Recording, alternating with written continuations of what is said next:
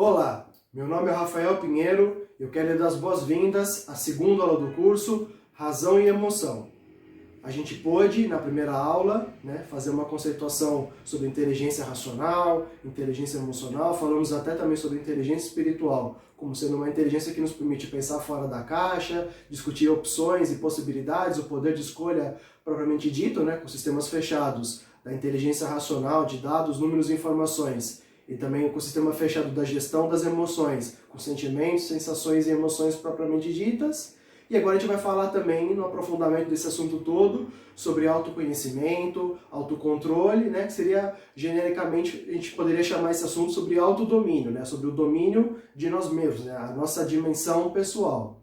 A gente, quando fala de autoconhecimento, a gente está falando sobre mapear nossos pontos fortes, nossas vocações, nossas aptidões, habilidades e potencialidades, e também falar, fazer um mapeamento onde a gente pode ter um desenvolvimento mais aprofundado em dado assunto, no qual a gente tem uma certa carência, ou algo que não é exatamente a nossa vocação, Todo esse mapeamento é importante porque é justamente a decisão consciente, o entendimento amplo das coisas que nos permite poder ir cada vez mais longe. E ao mesmo tempo também é importante mapear onde estão as nossas oportunidades, onde que a gente pode encontrar campo para o nosso trabalho, ao mesmo tempo onde que estão os riscos e as ameaças, onde que a gente teria de minimizar algum impacto negativo. Então essa consciência seria a consciência do autoconhecimento, que também é muito importante, e como a gente está tratando, de alguma maneira também, sobre nós mesmos, sobre a nossa essência, sobre as nossas condições atuais ou mais basilares, a gente pode trazer também uma frase que ela vem de um pensador, que é o patriarca do taoísmo chinês, que é uma filosofia de vida, uma religião oriental, mas pensando mais na mensagem do que em qualquer sistema de crenças ou qualquer coisa correlata, ele dizia da seguinte maneira: quem conhece os outros é inteligente, e quem conhece a si próprio conhece a verdadeira sabedoria.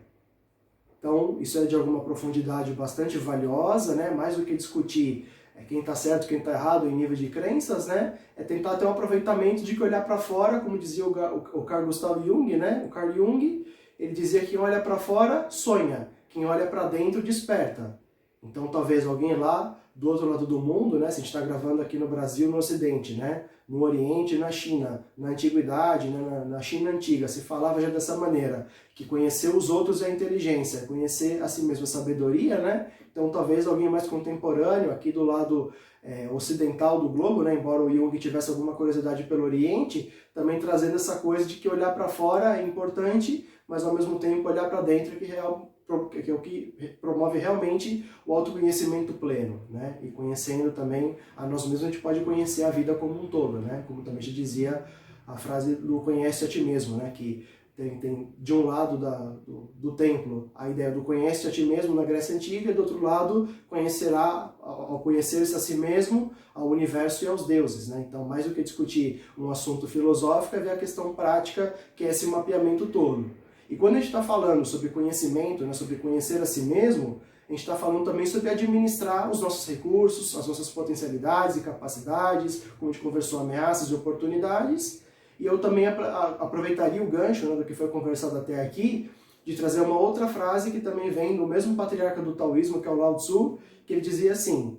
vencer aos outros, ou quem vence aos outros, é forte, mas quem vence a si mesmo é invencível.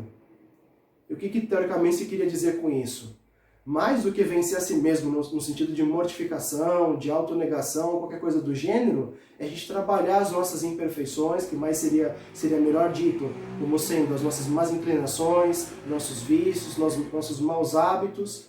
fazer toda essa gestão,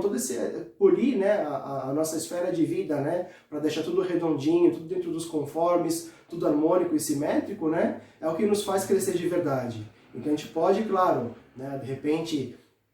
ter um destaque no nosso segmento de atuação profissional, ou eventualmente até superar alguma adversidade na vida, mas isso não é tudo. A gente tem a nossa invencibilidade, ou seja, a nossa capacidade de poder viver com plenitude a vida quando a gente tem essa autolapidação, esse autocuidado, esse autocontrole. né? Eu tenho também gravações de podcast, eu também tenho um podcast específico com esse título do autocontrole, mas isso tem a ver com a gente poder fazer uma gestão, né, do nosso intelecto, da nossa emoção, com a inteligência espiritual e fazer uma boa administração de tudo para a gente poder ir mais longe. Então, numa situação hipotética, a gente tem desafios no trabalho, seja agora com a pandemia do coronavírus, de repente até que reinventar a nossa carreira ou o nosso próprio negócio, clientes, né, mais exigentes o tempo todo e trazendo novas formas de entrega, ou mesmo de processo de trabalho, ou tendo até de repensar a nossa atividade como um todo. Então a gente precisa ter frieza, por isso o título do curso ser Razão e Emoção,